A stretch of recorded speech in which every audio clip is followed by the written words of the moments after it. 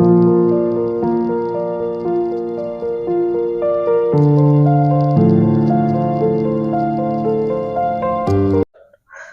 Hello V7 channel viewers అందరికీ నమస్తే. ప్రస్తుతం మనం ఆలేరు నియోజకవర్గంలోని తుర్కపల్లి మండల్ వీరారెడ్డిపల్లి గ్రామ సర్పంచ్ తునికి లక్ష్మీరామరెడ్డి గారితో మనం ఉన్నాం. సో మొత్తానికి ఒక అంగన్వాడీ టీచర్గా ఈనాడు ఉద్యోగానికి రాజీనామా చేసి గ్రామ ప్రజల కోసం, గ్రామ అభివృద్ధి కోసం ఈనాడు సర్పంచ్గా ఈ గ్రామాన్ని తీర్చిదిద్దాలని చెప్పేసి మంచి సంకల్పంతో ఈనాడు గ్రామ ప్రజలు కూడా ఆశీర్వదించి ఈనాడు ఓటు హక్కును వినియోగించుకొని సర్పంచ్గా గెలిపించడం జరిగింది. సో ఈనాడు మంచి లక్ష్యంతో గ్రామ ప్రజల శ్రేయస్ కోసం గ్రామాన్ని ముందుకు తీసుకెళ్లాలని చెప్పేసి ఉద్యోగానికి సైతం లెక్క చేయకుండా గ్రామం, ఎందుకంటే సమస్యలు నిత్యం ఫోకస్ చేసి నా గ్రామం బాగుండాలని చెప్పేసి ఆకాంక్షించి ఈనాడు సర్పంచ్గా గెలిపించిన ప్రజలందరికీ కూడా ధన్యవాదాలు తెలియజేస్తాం. So congratulations madam.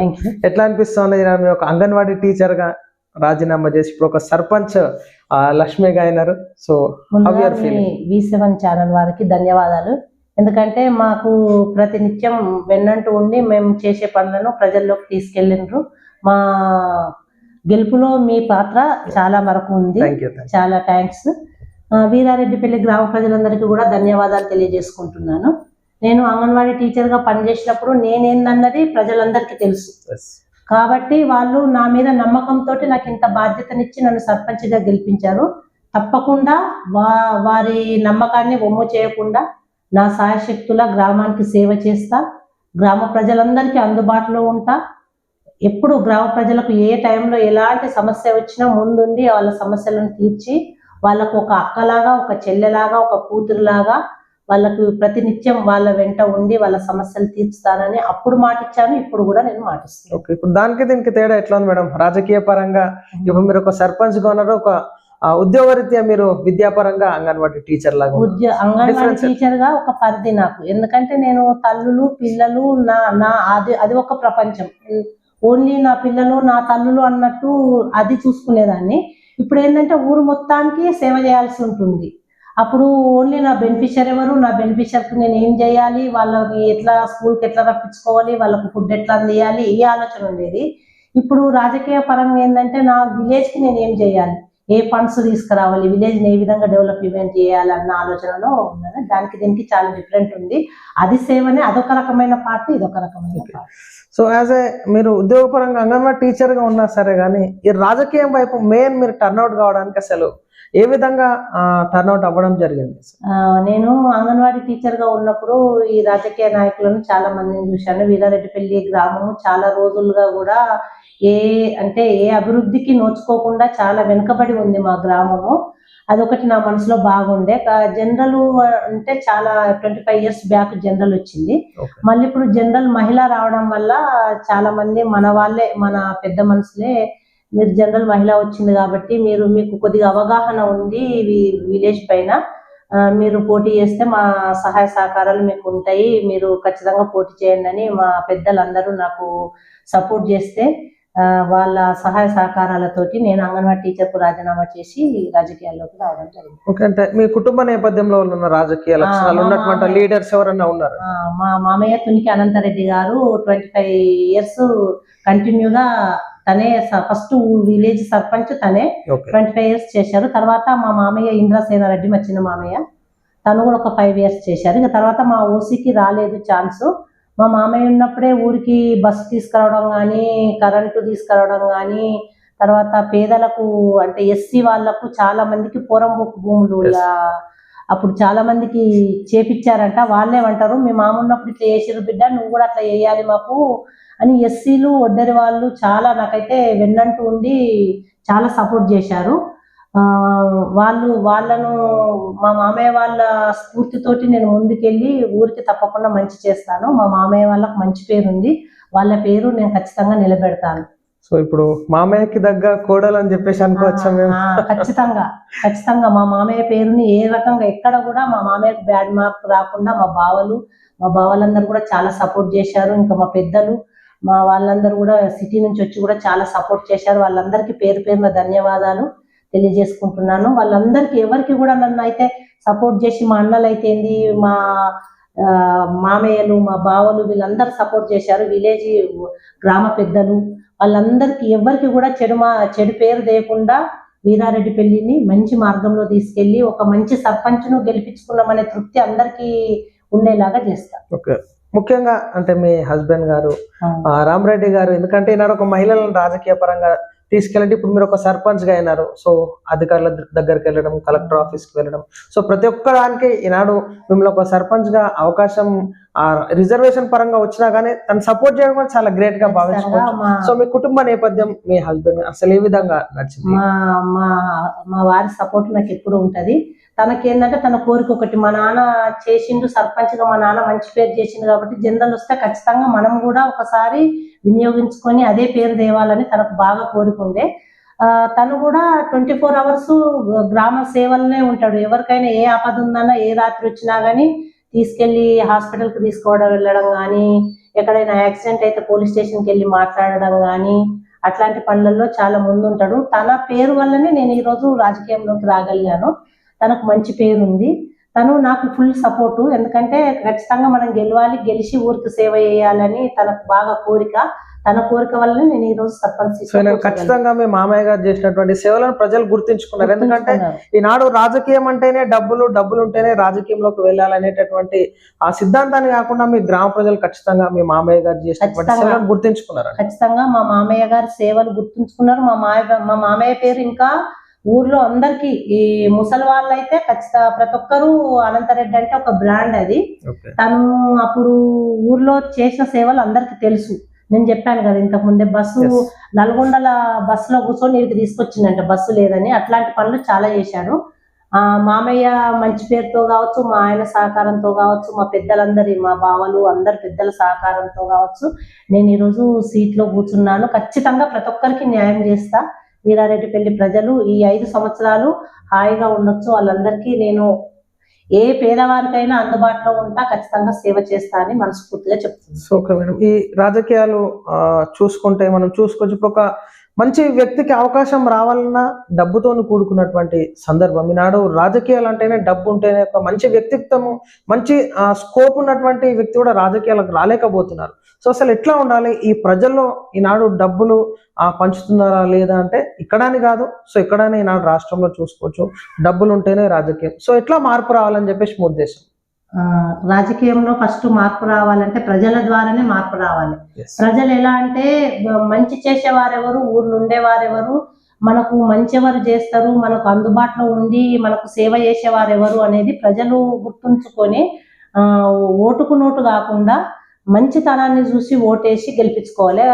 దేవుని దయ వల్ల బిర్లా అన్నగారి సహకారంతో నాకైతే మా ఊరి ప్రజలందరూ మద్దతు వల్ల నేను మంచి మెజార్టీతో గెలిచాను. చాలా సంతోషంగా ఉంది. బిర్లా గారు కూడా నా మీద నమ్మకంతో ఒక మాట నాకు, మీకు అన్న రామన్న మీకు సీట్ ఇస్తున్నా, మీరు గెలిచి రావాలని మాకు చెప్పారు. అదే విధంగా గెలిపించారు. వాళ్ళందరికీ పేరు పేరున కృతజ్ఞతలు తెలియజేసుకుంటున్నాను. అదే సర్పంచ్ గా ఇప్పుడు మీరున్నారు మేడం, అసలు సర్పంచ్ గా మీరు ఒక ప్రథమ పౌరురాలుగా ఇప్పుడు గ్రామానికి వర్క్ చేయాల్సి ఉంటుంది. ప్రతి ఇష్యూ కానీ డెవలప్మెంట్ లో భాగంగా కానీ ఈనాడు దేశం మారాలంటే తరగతి గదుల్లోనే ఈనాడు విద్యార్థులు ఒక బేస్ పాయింట్ గా మారొచ్చు, కానీ గ్రామాలు మారాలంటే ఈనాడు ఏదైతే గ్రామ కార్యాలయంలో సర్పంచ్ తీసుకునేటటువంటి నిర్ణయాలు, మీ తోటి ఉన్నటువంటి ఉప సర్పంచ్లు అయితేనే మీ వార్డు మెంబర్స్, సో వీళ్ళందరూ కీలకంగా ఉంటుంది.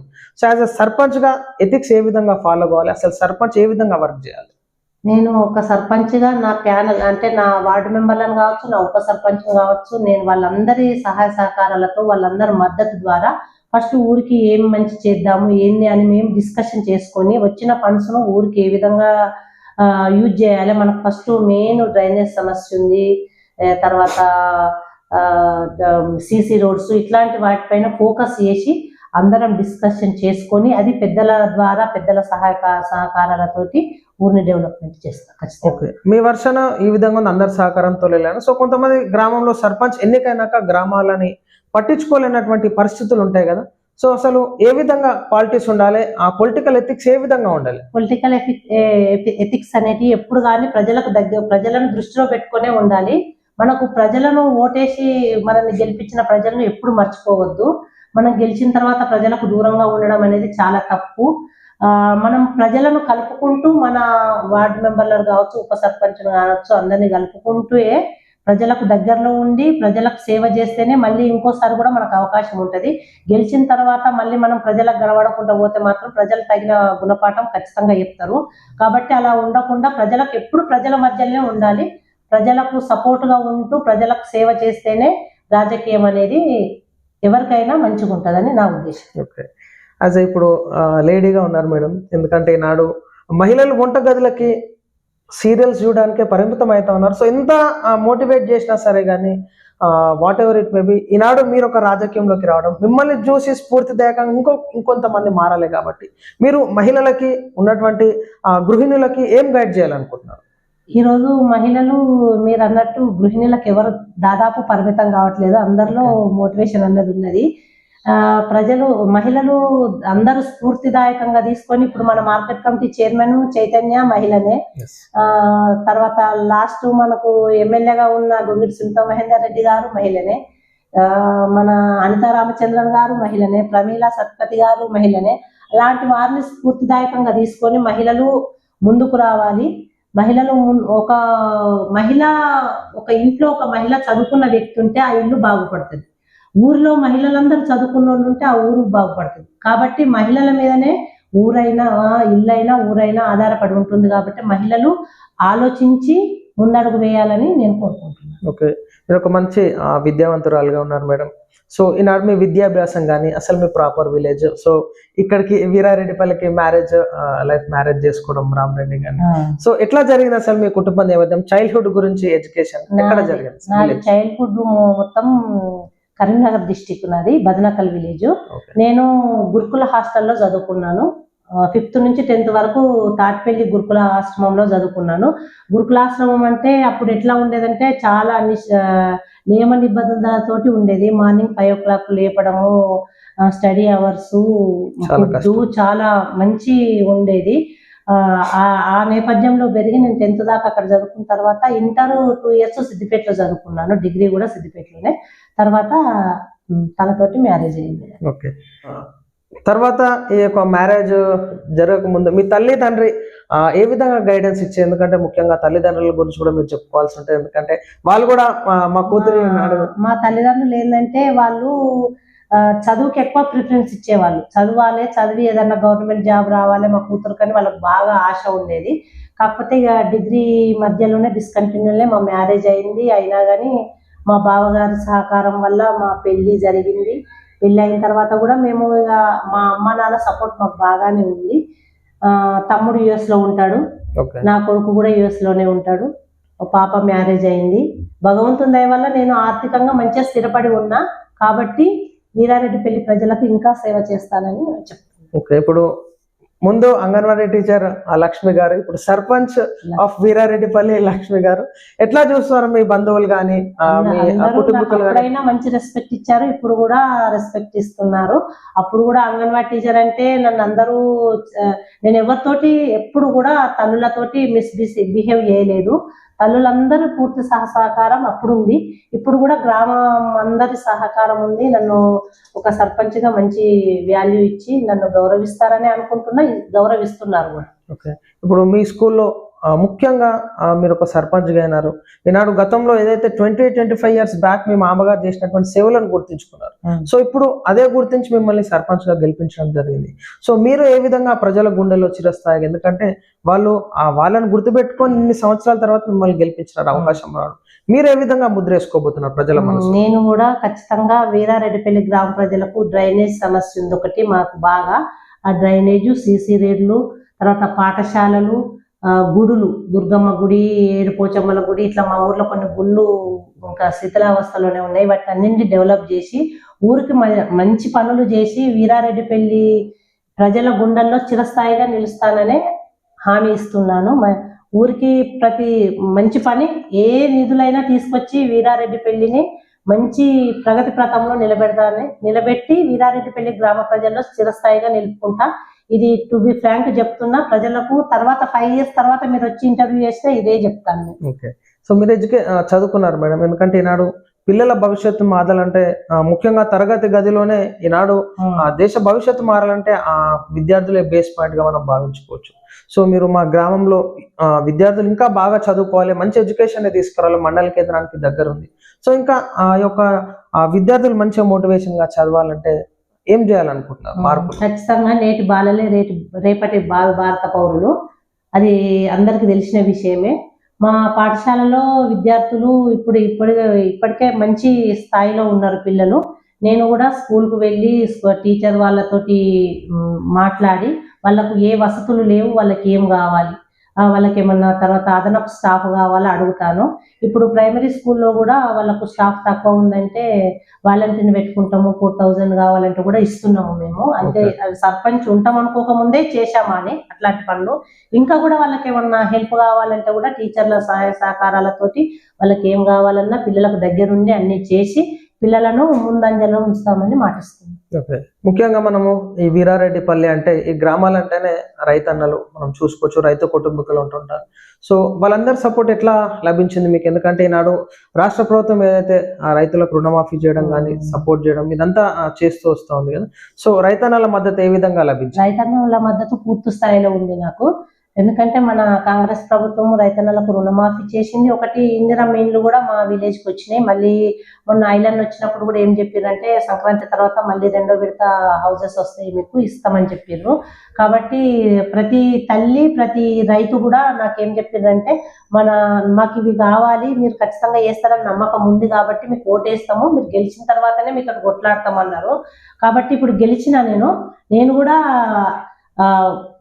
ఐలన్న గారితో కావచ్చు వాళ్ళందరితో మంచిగా అండర్స్టాండ్మెంట్ తోటి ఉండి కాంగ్రెస్ ప్రభుత్వంలోనే మన ప్రభుత్వం ఉన్నది కాబట్టి నిధులు తీసుకొచ్చి వీరారెడ్డిపల్లిని డెవలప్ చేస్తారు. ఈనాడు గ్రామంలో మహిళా సంఘాలు కానీ గ్రూప్స్ కానీ సో వడ్డీ లేని రుణాలు కూడా బీర్లయ్య గారు హామీ ఇవ్వడం జరిగింది. ఎందుకంటే ఈనాడు పురుషులతో పాటు మహిళలు కూడా పోటీ పడుతున్నటువంటి సిచ్యువేషన్ మనం చూడొచ్చు. సో మహిళలకు కూడా ఈనాడు ప్రతి ఒక్క దాంట్లో కాంపిటీషన్ గా రావాలని చెప్పేసి డెవలప్మెంట్ చేయడం కానీ ఈ వడ్డీ లేని రుణాలను ఏ విధంగా మీరు యూజ్ చేసుకోవాలని చెప్పేసి మీ ఉద్దేశం. అదే విధంగా మీరు కూడా గైడ్ చేస్తూ ఉంటారు మహిళలకి. నేను కూడా సంఘంలో సభ్యురాలనే.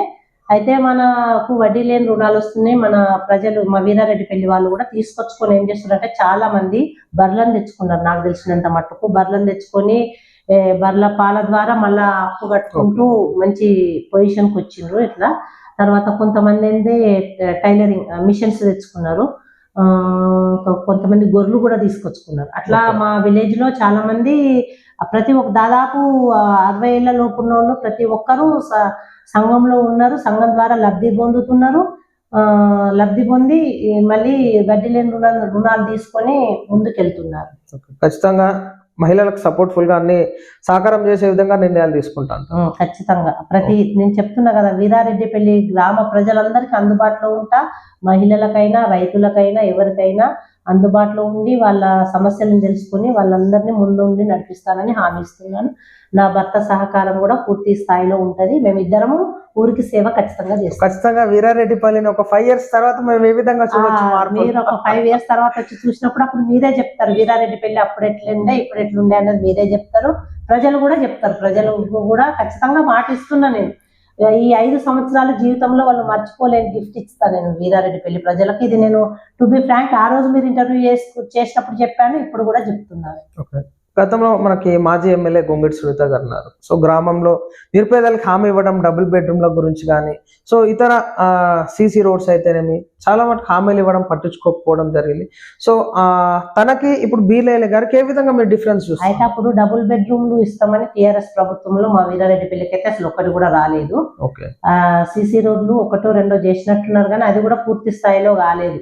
ఇప్పుడు మన కాంగ్రెస్ ప్రభుత్వం వచ్చినాక బీర్లయ్య అన్నగారు వచ్చిన తర్వాత హౌజెస్ వచ్చాయి.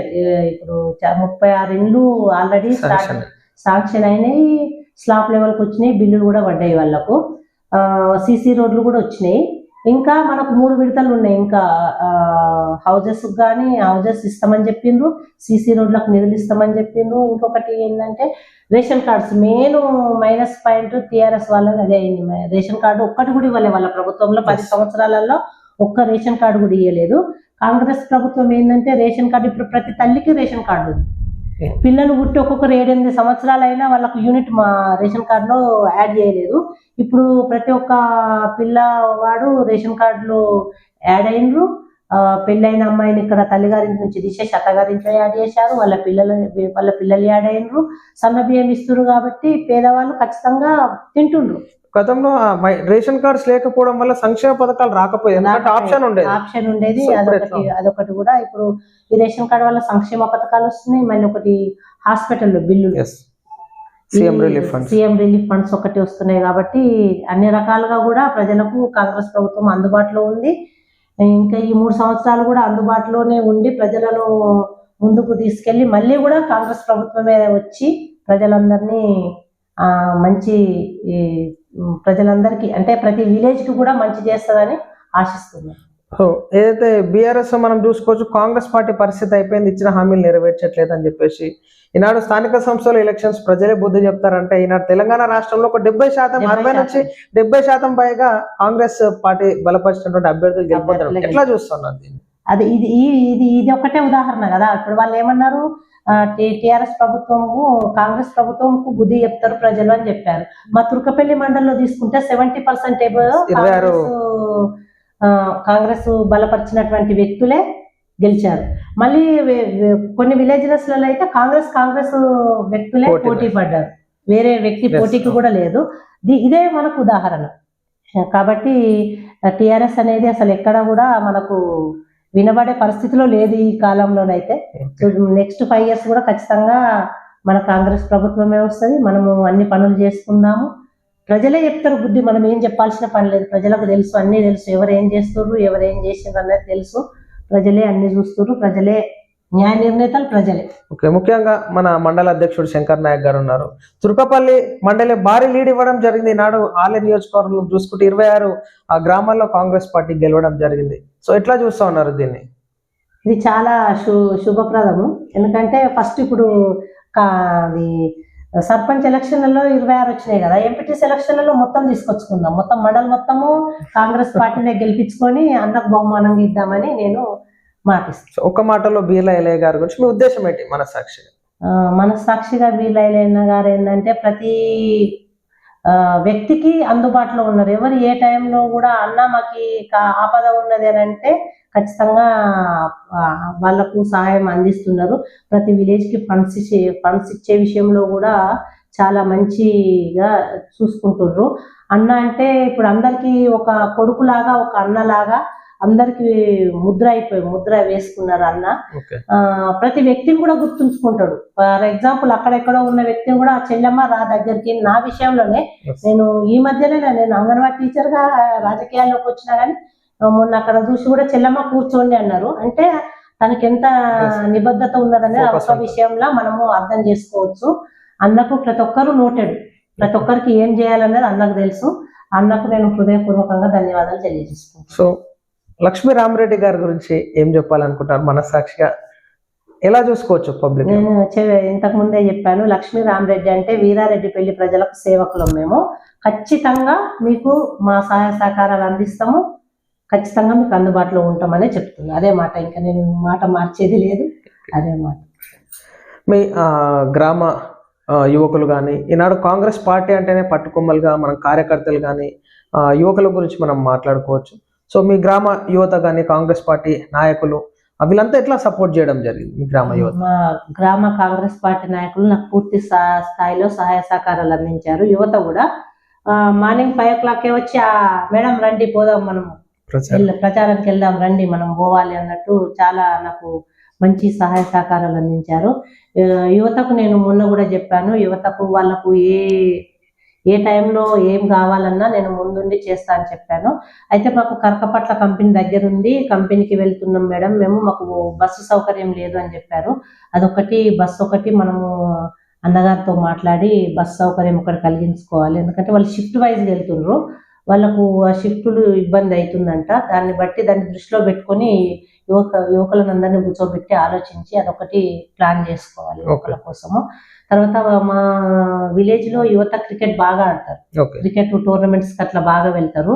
వాళ్ళు అన్నారు ఏంటంటే మాకు క్రికెట్ కు కిట్స్ కావాలి మేడం అన్నారు. ఖచ్చితంగా వాళ్ళ స్పోర్ట్స్ యాక్టివిటీస్ లో కూడా ముందుంచి మా విలేజ్ ను అన్ని విధాలుగా ముందు తీసుకెళ్దా.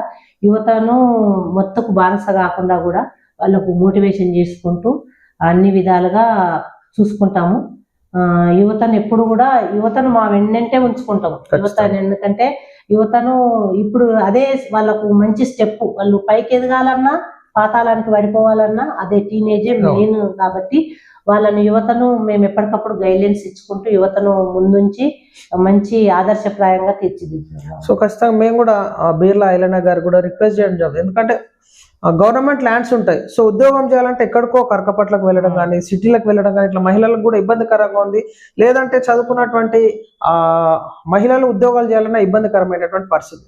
So made in India, make in India అని చెప్పేసి ఏదైతే ఉందో, ఈనాడు మనం ఎక్కడి నుంచో తెచ్చుకునే బదులు మన గవర్నమెంట్ ల్యాండ్స్ ని యూటిలైజ్ చేసుకుని స్మాల్ స్కేల్ ఇండస్ట్రీస్ పెట్టుకొని మహిళలకు సహకారంగా చేస్తే అని చెప్పేసి మేము కూడా ఐడియా ఇవ్వడం జరిగింది. సో మీ గ్రామంలో ఏదైనా గవర్నమెంట్ ల్యాండ్స్ లో కానీ స్మాల్ స్కేల్ ఇండస్ట్రీస్ ఏర్పాటు చేసి మన గ్రామం, ఎందుకంటే రెవెన్యూ పరంగా కూడా డెవలప్మెంట్ ఉంటుంది, ఎందుకంటే ఇండస్ట్రీస్ లేవు వీరారెడ్డిపల్లిలో. సో ఏమైనా ప్లాన్ అవుట్స్ చేస్తా ఉన్నారు? అది ఇంకా అయితే ఇప్పుడే కొత్తగా కదా మనకు రాజకీయాల్లోకి వచ్చింది, తెలుసుకోవాలి. ఏదన్నా ఉందా చూసి ఒకవేళ అట్లా ఉంటే మాత్రం ఖచ్చితంగా ఐలయ్య గారి సహకారంతో మన ఊరిని డెవలప్ చేసుకుందాం. అదే నాకు ఐడియా లేని మనం చూడాలి. ఉంటే మాత్రం ఖచ్చితంగా చేసి అది డెవలప్మెంట్. ఎందుకంటే వర్క్ అంటే ముఖ్యంగా నాట్లు వేయడం కానీ, ఏమున్నా వ్యవసాయ పనులకి కూరగాయలు తెప్పడం కానీ ఇట్లా ఉంది.